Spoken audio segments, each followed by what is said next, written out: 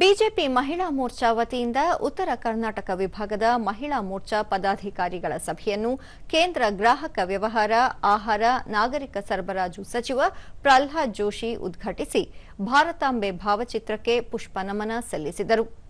ಈ ವೇಳೆ ಸಂಸದ ಬಸವರಾಜ ಬೊಮ್ಮಾಯಿ, ವಿಧಾನಸಭೆ ವಿರೋಧ ಪಕ್ಷದ ಉಪನಾಯಕ ಅರವಿಂದ ಬೆಲ್ಲದ್ ಸೇರಿದಂತೆ ಮಹಿಳಾ ಮೋರ್ಚಾ ಕಾರ್ಯಕರ್ತರು, ಪದಾಧಿಕಾರಿಗಳು ಉಪಸ್ಥಿತರಿದ್ದರು.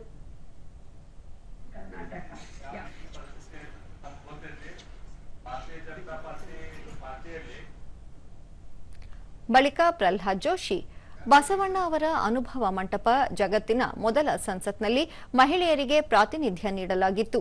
ಇದೀಗ ಮಹಿಳೆಯರಿಗೆ 33% ಮೀಸಲಾತಿ ನೀಡಲು ಮುಂದಾಗಿರುವ ದೇಶ ನಮ್ಮದು ಎಂದು ತಿಳಿಸಿದರು.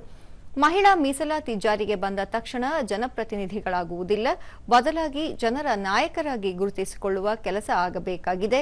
ಜನಸಾಮಾನ್ಯರ ಸಮಸ್ಯೆಗಳಿಗೆ ಸ್ಪಂದಿಸುವ ಮನೋಭಾವ ಬೆಳೆಸಿಕೊಳ್ಳಬೇಕು, ಜೊತೆಗೆ ಸಂಘಟನೆಗೂ ಆದ್ಯತೆ ನೀಡಬೇಕು ಎಂದರು.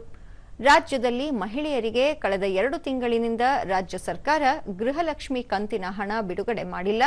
ಇದಕ್ಕೆ ಅಧಿಕಾರಿಗಳ ನಿರ್ಲಕ್ಷ್ಯ ಒಂದು ಕಡೆಯಾದರೆ ಸರ್ಕಾರ ಸರಿದಾರಿಯಲ್ಲಿ ಕೆಲಸ ಮಾಡುತ್ತಿಲ್ಲ. ಈ ಬಗ್ಗೆ ಜನರಲ್ಲಿ ಜಾಗೃತಿ ಮೂಡಿಸುವ ಕೆಲಸ ಮಾಡಬೇಕು. ವಿದ್ಯಾರ್ಥಿಗಳಿಗೆ ಸಕಾಲದಲ್ಲಿ ವಿದ್ಯಾರ್ಥಿ ವೇತನ ಸಿಗುತ್ತಿಲ್ಲ. ಇವುಗಳ ಬಗ್ಗೆಯೂ ಅರಿವು ಮೂಡಿಸುವುದು ಅಗತ್ಯವಾಗಿದೆ ಎಂದು ಹೇಳಿದರು. ಹೇಳಿದ್ದನ್ನು ಹೇಳಿ ಬಂದ್ರು ಅದನ್ನ ಕೊಡ್ತಾ ಇಲ್ಲ, ತಿಂಗಳ ಕೊಡ್ತೀವಿ ಅಂತ ಹೇಳಿದ್ರು. ಅದು ಬರೇ ಇದಕ್ಕಾಗಬಾರ್ದು. 50 ಜನ ನಿಜಕ್ಕೂ ಹೋಗ್ಕೊಟ್ರು. ಈ ರೀತಿಯಾಗಿ ಸಣ್ಣ ಸಣ್ಣ ವಿಷಯಗಳಲ್ಲಿ ಕೇರಿಂಗ್ ದಿ ಪೀಪಲ್, ಯಾರಿಗೂ ಎಲಿಜಿಬಲ್ ಇದ್ದಾನೆ ಸ್ಕಾಲರ್ಶಿಪ್ ಸಿಗ್ತಾ ಇಲ್ಲ. ಬಸವರಾಜ ಬೊಮ್ಮಾಯಿ, ಮಹಿಳಾ ಕಾರ್ಯಕರ್ತೆಯರು ಹಾಸ್ಟೆಲ್ಗಳು, ವಸತಿ ಗೃಹಗಳಿಗೆ ಭೇಟಿ ನೀಡಿ ಜನರ ಕುಂದುಕೊರತೆ ಆಲಿಸಬೇಕು, ಮೂಲಭೂತ ಸಮಸ್ಯೆಗಳಿಗೆ ಸ್ಪಂದಿಸುವ ಕೆಲಸ ಆಗಬೇಕು ಎಂದು ಸಲಹೆ ನೀಡಿದರು. ನಾಯಕತ್ವಕ್ಕೆ ಮುಂದಿನ ದಿನಗಳಲ್ಲಿ ಕರ್ನಾಟಕದ ರಾಜಕೀಯದಲ್ಲಿ ಭವ್ಯ ಭವಿಷ್ಯವನ್ನು ಬರೆಯೋದಕ್ಕೆ ಸೇರಿಸಿದ್ದಾರೆ ಎಂದು ನನ್ನ ಭಾವನೆ. ಅರವಿಂದ ಬೆಲ್ಲದ, ಜನರ ಸಮಸ್ಯೆಗಳಿಗೆ ಸ್ಪಂದಿಸಿದಾಗ ಮಾತ್ರ ಪಕ್ಷ ಮತ್ತಷ್ಟು ಬಲಿಷ್ಠವಾಗಲಿದೆ. ಹೀಗಾಗಿ ಮಹಿಳಾ ಕಾರ್ಯಕರ್ತೆಯರು ಜನರ ಸಮಸ್ಯೆಗಳನ್ನು ಮುಂದಿಟ್ಟುಕೊಂಡು ಹೋರಾಟ ಮಾಡಬೇಕು ಎಂದು ತಿಳಿಸಿದರು.